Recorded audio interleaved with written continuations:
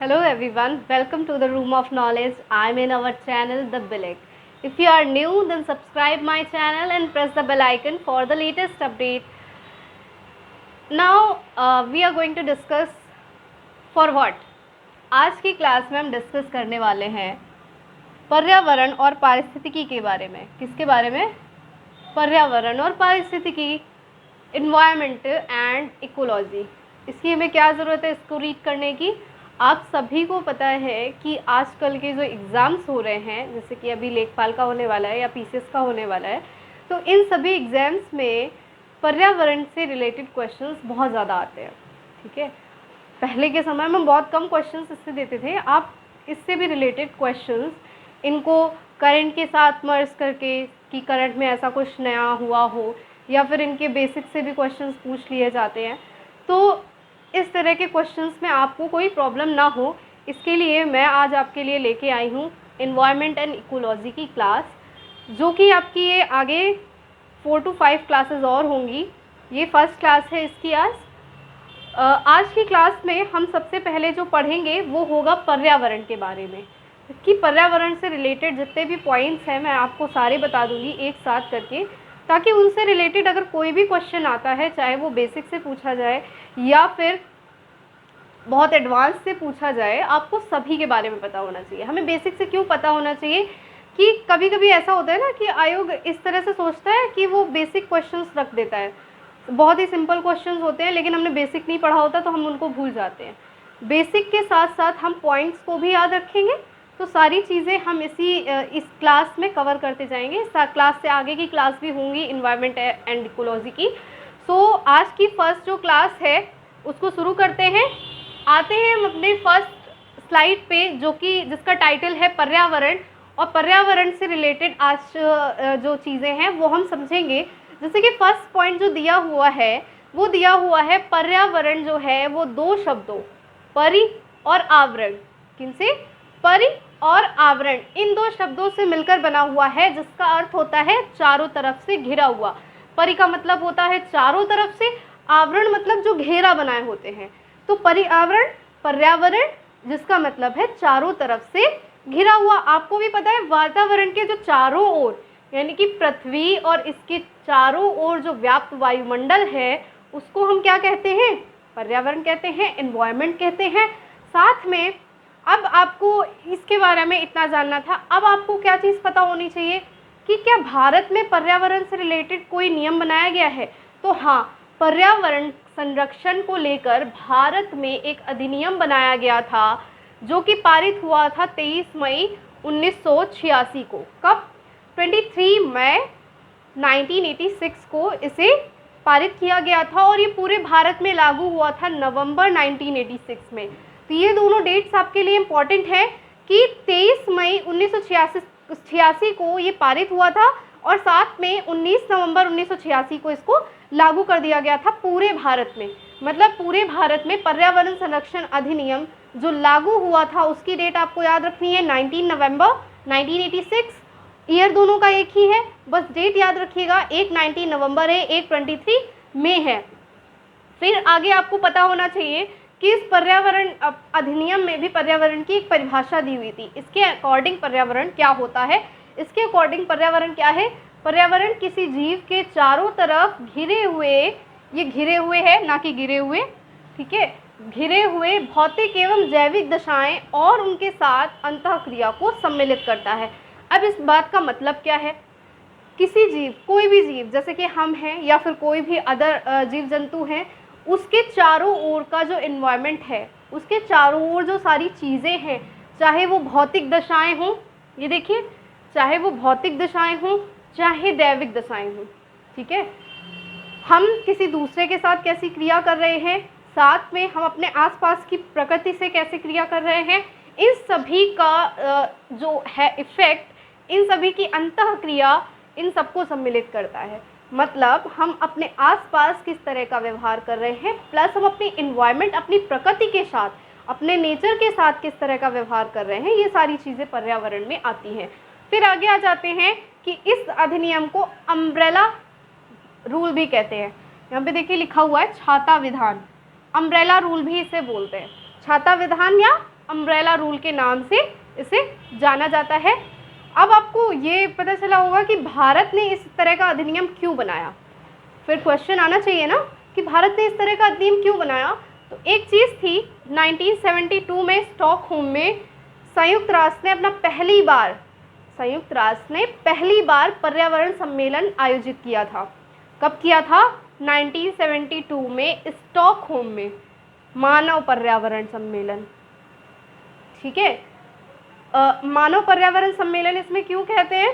क्योंकि मानव का पर्यावरण के साथ क्या संबंध है और वो उसे किस तरह से प्रभावित कर रहा है, इस चीज़ को जब हम पढ़ते हैं तो उसको बोलते हैं मानव पर्यावरण। ठीक है, मानव पर्यावरण का निर्णय किया था और इसी के उद्देश्य जो थे, इसी के जो निर्णय लिए गए थे कि किस तरह से हमें अपने एनवायरनमेंट को बचा करके रखना है, उसको नुकसान नहीं होने देना है, उन्हीं निर्णयों को जो हमें लागू करना था उनको कार्यान्वित करने के उद्देश्य से भारत सरकार ने इसकी ये जो नियम बनाया था ये इन्होंने इसी वजह से पारित किया था। किसके लिए?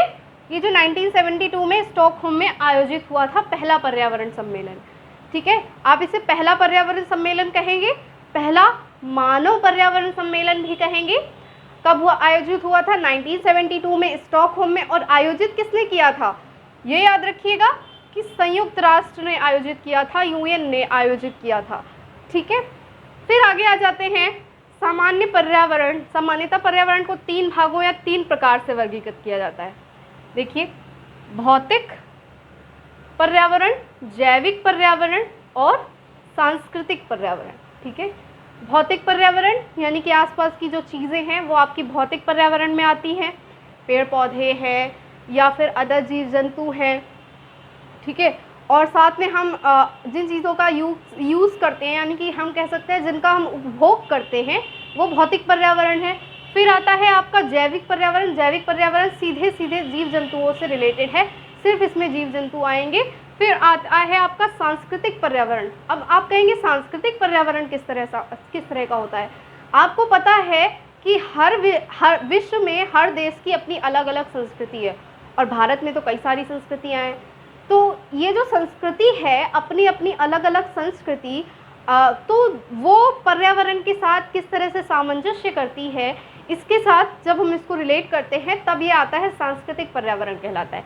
आगे ये जो राष्ट्रीय एक पॉइंट लिखा हुआ है, राष्ट्रीय पर्यावरण अभियांत्रिकी शोध संस्थान। क्या है? राष्ट्रीय पर्यावरण अभियांत्रिकी शोध संस्थान। शोध संस्थान मतलब होता है रिसर्च सेंटर। यहाँ पे इससे रिलेटेड रिसर्च किए जाते हैं।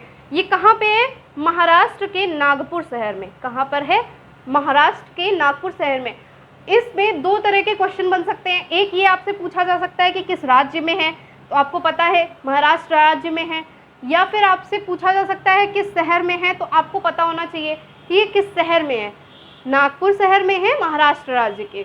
ठीक है, फिर नेक्स्ट पॉइंट आता है इसकी जो स्थापना है, राष्ट्रीय पर्यावरण अभियांत्रिकी शोध संस्थान, स्थापना भी पूछ सकते हैं। तो ये कब हुई थी? 1958 में हुई थी, केंद्रीय लोक स्वास्थ्य इंजीनियरिंग संस्थान के रूप में। यानी कि पहले इसका नाम क्या था? केंद्रीय लोक स्वास्थ्य इंजीनियरिंग शोध संस्थान। ये लो गलत है यहाँ पे। क्या था? केंद्रीय लोक स्वास्थ्य इंजीनियरिंग शोध संस्थान। यानी कि पहले भी एक रिसर्च सेंटर था, लेकिन इसका नाम क्या था? सेंट्रल हेल्थ के लिए इंजीनियरिंग, जो हेल्थ इंजीनियरिंग थी उसके लिए रिसर्च सेंटर था। लेकिन अब जो है इसको चेंज कर दिया गया है राष्ट्रीय पर्यावरण अभियांत्रिकी शोध संस्थान में। अब ये पर्यावरण से रिलेटेड रिसर्चेस करते हैं। ठीक है, फिर आगे आ जाते हैं, इसी में आगे आते हैं 5 क्षेत्रीय प्रयोगशालाएं हैं।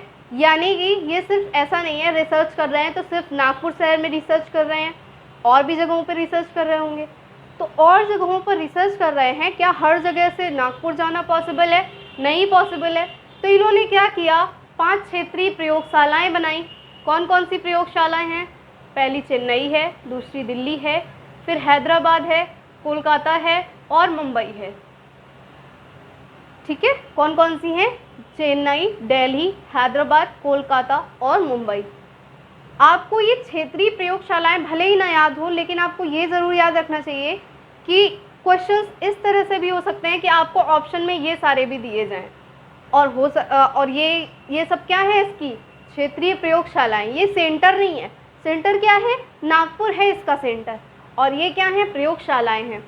फिर आते हैं हम आपके नेक्स्ट पॉइंट पे, जो कि है राष्ट्रीय पर्यावरण प्राधिकरण, नेशनल एनवायरनमेंट अथॉरिटी, जिसका गठन हुआ था वन और पर्यावरण मंत्रालय के अधीन। किसके द्वारा किया गया था, वन और पर्यावरण मंत्रालय के अधीन।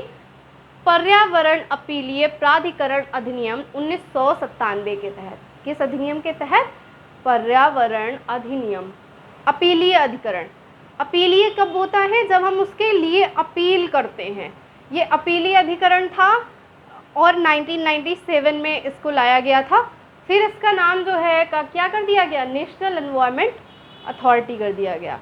ये इसका अधिनियम था, इसके तहत ये पारित हुआ था, और उसके बाद जब ये संस्थान बनाया गया, अथॉरिटी बनाई गई, तो इसका नाम क्या है, नेशनल एनवायरनमेंट अथॉरिटी। इसका नाम कहीं कहीं पे नेशनल एनवायरनमेंट अपीलीय अथॉरिटी भी है, कहीं कहीं पे अपील अथॉरिटी भी दिया हुआ है। तो उस चीज़ से आप कभी कंफ्यूज मत होना, यानी कि न्यायिक पर्यावरण अपीलीय प्राधिकरण इस तरह का भी दिया होगा, तो उससे भी आप कंफ्यूज मत होइएगा। फिर आ जाते हैं, इसमें है क्या, इसमें 1986 जो आपने पर्यावरण संरक्षण अधिनियम पढ़ा, इसके तहत जो क्षेत्र बनाए गए हैं कि ये पर्यावरण के संरक्षण के क्षेत्र हैं, यहाँ पे मानव का जाना वर्जित होना चाहिए, यहाँ पे उनसे संरक्षण प्राप्त होने चाहिए। तो उन्होंने एक नियम बनाया कि इसके प्रतिबंध के लिए कोई भी उद्योग होगा, उसका संचालन प्रक्रिया, कितने भी उद्योग हों, इनके संबंध में, इनके रिलेटेड सारे निर्णय जो होगा वो कौन करेगा, ये नेशनल एनवायरनमेंट अथॉरिटी करेगी। ठीक है, यानी कि हम किसी ऐसे एरिया में कोई उद्योग करना चाहते हैं, कोई काम करना चाहते हैं जो नेचर, जहाँ पे एक तरह से बता सकते हैं प्रकृति का बहुत बड़ा योगदान है, और अगर हम वहाँ पे वर्क करते हैं तो नुकसान भी पहुँच सकता है। तो उन जगहों पर अगर हमें वर्क करना है तो पहली चीज़ हमें यहाँ से क्या लेनी पड़ेगी, इजाज़त लेनी पड़ेगी।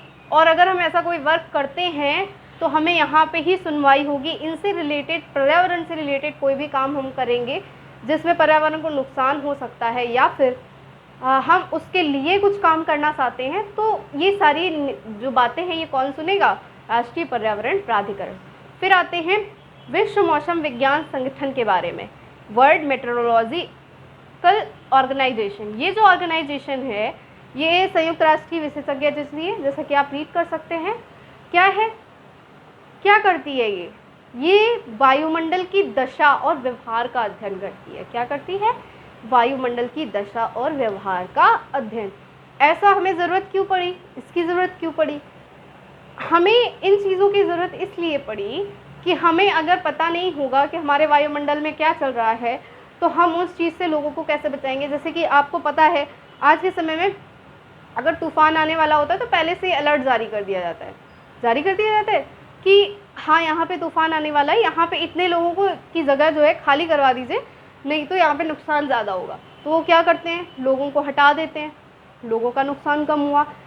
जानवरों को हटा देते हैं, उनका भी नुकसान नहीं हुआ। फिर जो नुकसान होता है वो बहुत कम होता है, उसकी क्षतिपूर्ति आसानी से की जा सकती है, उसको भरपाई आसानी से की जा सकती है। इसलिए इन नियमों का होना ज़रूरी होता है। फिर आगे आते हैं 23 मार्च 1950 को विश्व मौसम विज्ञान अभिसमय। ये अभिसमय है, अभी समय नहीं है, ठीक है, ये है अभिसमय। ये लागू किया गया, जैसे 1951 में विश्व मौसम विज्ञान संगठन का नाम दिया गया। यानी कि ये लागू हुआ था वैसे तो 1950 में, लेकिन इसका नाम कब चेंज ये किया गया, 1951 में। ठीक है, मुख्यालय इसका कहाँ है, आपको सभी जो सेंटर्स हैं उनके मुख्यालय ज़रूर पता होने चाहिए, क्योंकि कभी कभी ऐसा होता है मैचिंग में दे दिया जाता है और सभी के मुख्यालय आपको मिलाने होते हैं, तो कंफ्यूज इन चीज़ों में नहीं होना, इनको ज़रूर अच्छे से याद रखिएगा कि मुख्यालय, इसका मुख्यालय, विश्व मौसम विज्ञान संगठन का मुख्यालय कहाँ पे है, स्विट्ज़रलैंड के जिनेवा शहर में। फिर आते हैं यूनाइटेड नेशंस एनवायरनमेंट प्रोग्राम के बारे में। इसके बारे में तो आप लोगों ने पढ़ा भी होगा पहले भी, कि इसके बारे में बहुत सारे क्वेश्चंस बनते हैं इससे रिलेटेड। तो ये इसके बारे में अच्छे से याद कर लीजिएगा। पहली चीज़ तो इसका नाम United Nation Environment Programme UNEP, ये किसी से रिलेटेड और है, यूनाइटेड नेशन डेवलपमेंट प्रोग्राम। ये मत सोचिएगा ये वो वाला है, तो ये अलग है, UNDP अलग है, UNEP अलग है, ठीक है। तो संयुक्त राष्ट्र पर्यावरण कार्यक्रम है UNEP, आपको इस नाम से भी दिया जा सकता है कंफ्यूज करने के लिए, लेकिन आप ये चीज़ें ध्यान रखेंगे। कब हुई थी इसकी स्थापना? 1972 में। कब हुई थी? 1972 में।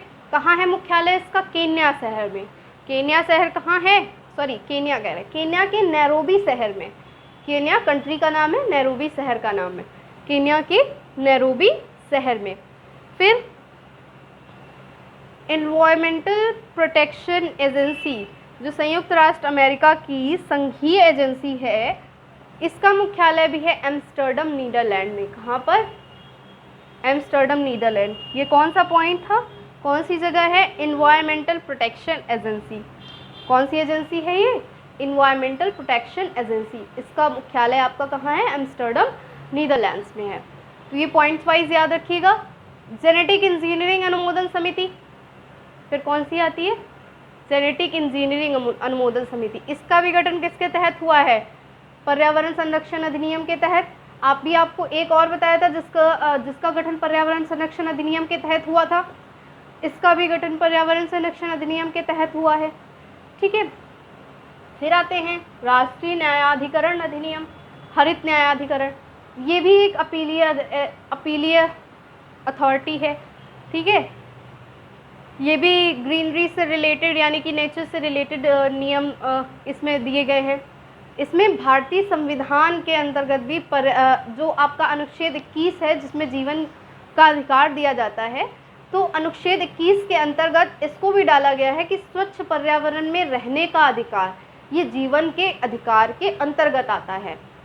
अनुच्छेद 21 क्या है? आपका जीने का अधिकार है, जीवन का अधिकार है। और इसी अनुच्छेद के अंदर एक पॉइंट और ऐड किया गया था संशोधन के अनुसार कि स्वच्छ पर्यावरण में जो रहने का अधिकार है वो भी जीवन का अधिकार है।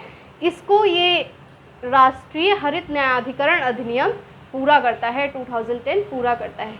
इसकी ज़रूरत क्या है? ये आपको याद होगा एक टाइम पे दिल्ली में बहुत ज़्यादा कोहरा, धुंध सी हो गई थी, है ना, तो वहाँ पे लोगों को सांस लेने में इस तरह की प्रॉब्लम्स बहुत ज़्यादा हो गई थी। तो ये सारी चीज़ें ना हों, क्योंकि सभी का अधिकार है स्वच्छ पर्यावरण में रहने का, इसके लिए ये बनाया गया है राष्ट्रीय हरित न्यायाधिकरण अधिनियम। इसकी स्थापना हुई थी इसी अधिनियम के तहत, राष्ट्रीय हरित न्यायाधिकरण अधिनियम के तहत। फिर इस न्यायाधिकरण पर्यावरण के मामलों में जिस गति से न्याय देंगे, उच्च न्यायालयों के मुकदमे के भार कम करने में मदद करेंगे। अभी आपने देखा जो अपीलीय अथॉरिटी थी वो भी न्याय कर रही थी, लेकिन इसका हमने यूज़ क्यों किया? ताकि जल्दी से जल्दी जो आपको जस्टिस है वो प्रोवाइड करवा सके। ये एक तरह से फास्ट ट्रैक कोर्ट्स की तरह होते हैं कि आपके जो वो हैं, आपके जो मामले हैं वो जल्दी जल्दी सुने जाएंगे और उनको कंप्लीट मतलब फुल एंड फाइनल उनका रिज़ल्ट, आपको परिणाम दे दिया जाएगा कि इनका रिज़ल्ट क्या होगा, ठीक है। इसलिए इसकी स्थापना की गई थी। आपको ये भी पता होना चाहिए कि विश्व पर्यावरण दिवस कब मनाया जाता है? 5 जून को। अभी आपका 5 जून पूरा संडे को था। फिर सबसे पहले कब मनाया गया था? 1973 में। कब मनाया गया था? 1973 ईयर 1973 में, ठीक है। स्टॉकहोम के जो 1972 में पहला पर्यावरण सम्मेलन हुआ था ना, ये उसी में दिया गया था कि हम 5 जून को या फिर इस दिन हम नई बैठक करेंगे। और उस दिन जब उन्होंने बैठक की तो उन्होंने इस दिन को पर्यावरण दिवस के रूप में मनाने का निर्णय लिया है। फिर इस बार की पर्यावरण 2021 की जो थीम थी, इकोसिस्टम रिस्टोरेशन थी। मैंने आपको 2022 की थीम नहीं दी है, आपको ये पता करना है कि 2022 की थीम क्या है। ये एक क्वेश्चन है आपके लिए। अगर इस बारे में आप जो भी हैं उसके आंसर्स आप ढूंढ लीजिएगा कि क्या है 2022 की थीम्स बहुत ज़्यादा आज के समय में आज के क्वेश्चंस जो होते हैं ना उनमें थीम्स बहुत पूछी जाती हैं कि विश्व पर्यावरण दिवस 5 जून को मनाया गया, 2021 की थीम ये थी, 2022 की थीम क्या है, ऐसे पीसेस में क्वेश्चंस काफ़ी आते हैं, तो आप इसको ज़रूर देख लीजिएगा।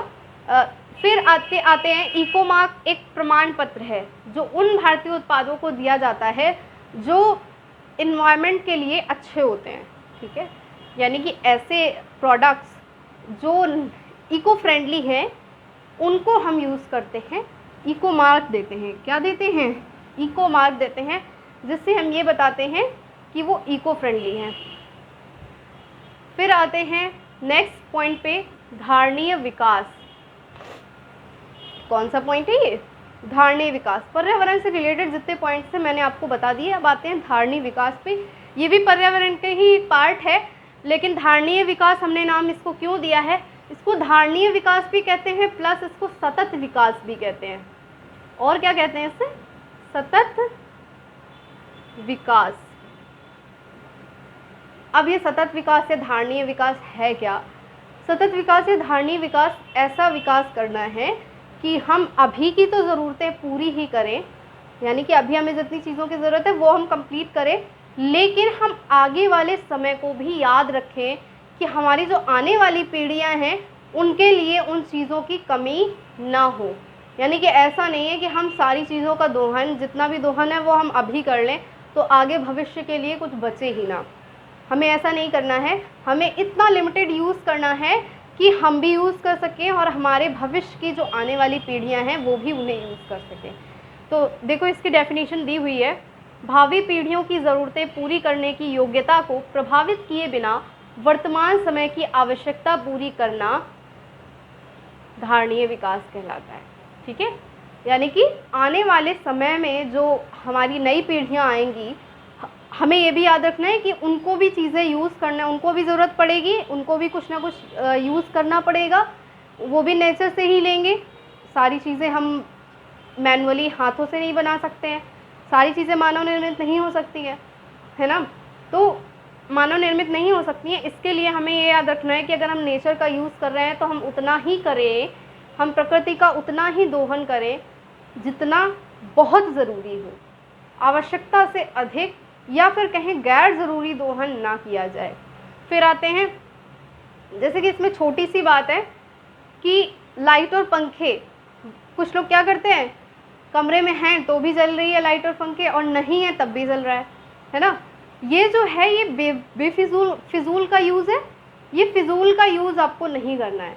आपको आने वाले समय का भी ध्यान रखना है कि एक समय ऐसा ना आए कि हमको ये मिले ही ना, इसलिए ऐसे यूज़ करिए कि हम उसको आगे तक यूज़ कर सकें। फिर इसकी व्याख्या जो है, पहले जब ये शब्द लाया गया तो इसकी व्याख्या की गई थी 1987 में, world commission on environment and development ने अपनी रिपोर्ट आवर कॉमन फ्यूचर में की थी, ठीक है। ये जो रिपोर्ट है ना, आप इस रिपोर्ट का नाम याद रखिएगा। इसमें पूरी पॉइंट भले ही ना याद रखें, आप इस रिपोर्ट का नाम, ये जो है आवर कॉमन फ्यूचर, इसका नाम ज़रूर याद रखिएगा कि धारणीय विकास की व्याख्या इस रिपोर्ट में की गई थी, आवर कॉमन फ्यूचर में की गई थी, ठीक है। इस आवर कॉमन फ्यूचर को एक और नाम से जानते हैं, इसका नाम है ब्रटलैंड रिपोर्ट। क्या बोलते हैं? ब्रटलैंड रिपोर्ट। ये लिखा हुआ है ब्रटलैंड रिपोर्ट, ठीक है। तो आप और कुछ भले ना याद रखो कि कौन सा कमीशन था एनवायरनमेंट का, लेकिन आप ये ज़रूर याद रखना कि ये रिपोर्ट कौन सी थी, आवर कॉमन फ्यूचर, हमारा सामान्य भविष्य, हम सभी का सामान्य भविष्य। और इस रिपोर्ट को और क्या नाम दिया जाता है? ब्रटलैंड रिपोर्ट, ठीक है। अब सतत विकास के लिए हमें क्या क्या चीज़ें देखनी है, ध्यान रखनी है? जैविक विविधता का संरक्षण। जो जैव विविधता है, जैव विविधता का भी मैं आपको टॉपिक बताऊंगी कि जैव विविधता होती क्या है, ठीक है। लेकिन एक सिंपल छोटे से उसमें समझ लीजिए, जहाँ एक ही छोटी सी परितंत्र में कई सारे जीव रह रहे हों, ठीक है। फिर प्रदूषण का निरोध, यानी कि हमें एनवायरनमेंट को पॉल्यूटेड नहीं करना है, और अगर हो भी रहा है तो बहुत कम से कम हो, किस तरह से कम से कम हो, नियंत्रण करना है ना। यानी कि पहली चीज़ हम कोशिश करें कि एनवायरनमेंट को पॉल्यूट ही ना करें, ठीक है। और दूसरा चीज़ है कि अगर पॉल्यूट होगा ही होगा तो हम ये कोशिश करें कि वो कम से कम हो, उसमें हम नियंत्रण रखें। फिर तीसरा पॉइंट एक और जो इसमें दिया हुआ है, निर्धनता हटाना। घर हटाना नहीं, क्या है, निर्धनता हटाना। निर्धनता हटाना क्यों आवश्यक है? आपने ये चीज़ यहाँ पे इसमें इस पॉइंट का क्या यूज़ है, तो ये ध्यान रखिए कि जब लोग निर्धन होते हैं तभी गंदी बस्तियों का विकास ज़्यादा होता है। तो हमें ये भी ध्यान रखना है कि ये गंदी बस्तियों का विकास बिल्कुल ना ही हो, है ना। अभी तो हम इसको पूरी तरह से कंट्रोल नहीं कर पाए हैं, लेकिन आने वाले समय में हो सकता है कि इन चीज़ों को पर भी कंट्रोल हो जाए, तो ये चीज़ें कम हो जाएंगी। फिर सर्वप्रथम इसके लक्ष्य जो हैं वो निर्धारित किए गए थे 2012 के रियो सम्मेलन में। इसको Rio+20, पृथ्वी सम्मेलन, अर्थ समिट, इस तरह के नामों से जाना जाता है, अलग अलग नाम इसके बोले जाते हैं। तो आप ये ध्यान रखिएगा, ये कब हुआ था, 2012 में Rio+20 सम्मेलन। हाँ, एक याद रखिएगा, रियो सम्मेलन अलग है, Rio+20 सम्मेलन अलग है। जो आपका रियो सम्मेलन है वो 1995 में 1995 में हुआ था, लेकिन ये कब हुआ है, 2012 में, ठीक है, ये सम्मेलन हुआ है। और फिर इसमें 17 लक्ष्य रखे गए थे। कितने? 17, मतलब 17 पॉइंट दिए गए थे कि ये सारे पॉइंट हैं जो सतत विकास करने में हमारी हेल्प कर सकते हैं। आपको 17 पॉइंट दिए गए थे, तो आपको वो 17 पॉइंट याद करने की ज़रूरत नहीं है, लेकिन आपको ये पता होना चाहिए कि आपको कितने पॉइंट्स दिए गए थे। फिर 2030 तक प्राप्त करने का लक्ष्य रखा गया है। इनको प्राप्त कब तक हमें करना है? 2030 तक, 2030 तक। इन लक्ष्यों को प्राप्त करने की प्रगति की दिशा में विभिन्न देशों द्वारा किए गए प्रयासों की प्रगति जानने हेतु सस्टेनेबल डेवलपमेंट गोल्स इंडेक्स, ये एक इंडेक्स का निर्माण किया गया है। आपको पता होगा कि इससे रिलेटेड हर बार रैंकिंग दी जाती है। ये क्यों इंडेक्स बनाया गया है? हर साल इसमें ना कोई रैंकिंग दी जाती है सभी देशों को कि इसने इतना लक्ष्य प्राप्त कर लिए, इसने इतने लक्ष्य प्राप्त कर लिए, या फिर इन लक्ष्यों को इन देशों ने कंप्लीट कर लिया। तो ये रैंकिंग इसके आधार पर दी जाती है, ठीक है। आज की क्लास जो है बस यहीं पर मैं ओवर कर रही हूँ। फिर नेक्स्ट क्लास में जब मिलूँगी तो इसी के आगे बढ़ जाएंगे और आगे के पॉइंट समझेंगे और आगे की क्लास कंटिन्यू करेंगे। तब तक के लिए keep learning and keep growing and take care, bye bye.